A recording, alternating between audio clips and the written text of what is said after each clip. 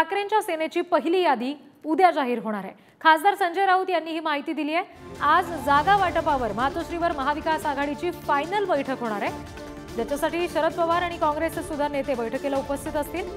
उद्या 15 ते 16 उमेदवारांची यादी जाहीर करणार असं राऊतांनी म्हटलेलं आहे। आता प्रकाश आंबेडकरांनी निर्णय घ्यावा असं देखील संजय राऊत यांनी यावेळी विधान केलेलं आहे। वंचितला बाजूला ठेवून ठाकरेंची यादी जाहीर होणार का, हे आता उद्या पाहावं लागेल।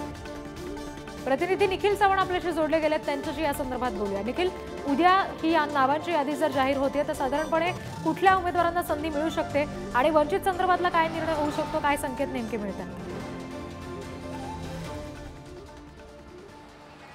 नक्कीच रिद्धी, जागा वाटपाबद्दल पाहायचं झालं तर गेल्या अनेक दिवस आहे ती महाविकास आघाडीची विविध स्तरावरती बैठक आहे ती पाहायला मिळाली। यामध्ये काही जागांचा तिढा देखील होता, परंतु या जागांचा तिढा सोडवत उद्या शिवसेनेच्या माध्यमातून 15 ते 16 जी जागांची यादी आहे ती जाहीर होणार असल्याचं संजय राऊत यांनी सांगितलेलं आहे। तर याच बैठकीसाठी, याच जागांच्या वाटपासाठी आज मातोश्रीवरती 5 वाजता बैठक देखील आयोजित करण्यात आलेली आहे आणि या बैठकीमध्ये स्वतः शरद पवार आहेत ते मातोश्रीवरती उद्धव ठाकरे यांची भेट घेत ही बैठक करणार आहेत। या बैठकीसाठी काँग्रेसचे नेते देखील उपस्थित असणार आहेत। पाहायचं झालं तर या संपूर्णपणे जागा वाटपाच्या फॉर्म्युलामध्ये ज्या जागा वाटपा शिवसेनेला भेटलेल्या आहेत, मिळालेल्या आहेत, त्यामध्येच शरद पवारांच्या देखील जागा आहेत। या संदर्भात एकत्रित बैठक आज होईल आणि उद्या जी काही लिस्ट शिवसेनेच्या माध्यमातून जाहीर केली जाईल ती लिस्ट शरद पवारांना देखील आजच्या बैठकीमध्ये आहे ती दाखवली जाईल।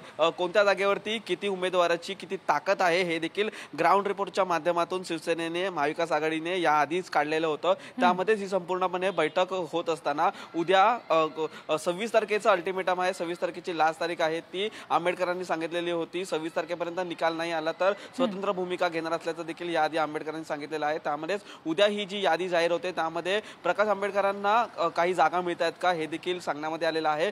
4 सीट आहेत त्या प्रकाश आंबेडकरांना महायुतीमधून, महाविकास आघाडीमधून देण्याचं सांगितलेलं होतं। संजय राऊतांनी देखील त्याच्यावरतीच ती भूमिका आहे ती ठाम ठेवलेली आहे की महाविकास आघाडीमधून प्रकाश आंबेडकरांना 4 सीटची जी 4 सीट आहेत त्या देण्यात आलेल्या आहेत, 4 उमेदवार आहेत ते देण्यात आलेले आहेत, परंतु प्रकाश आंबेडकर यांना जास्त जागांची जी मागणी आहे ती या ठिकाणी केलेली होती। प्रकाश आंबेडकरांना सोबत घेऊनच या ठिकाणी जर निवडणूक लढली तर मताधिक्य देखील वाढू शकतं असं देखील विधान संजय राऊतांनी केलेलं आहे। तर मग उद्याची जी काही यादी जाहीर होते किंवा महाविकास आघाडी 4 जागांचा एक फॉर्म्युला समोर आणला गेलाय वंचित समोर, प्रकाश आंबेडकर मात्र 4 पेक्षा जास्त जागा मागतायत, अन्यथा मग आम्ही वेगळा निर्णय घेऊ असा इशारा सुद्धा देत आहेत।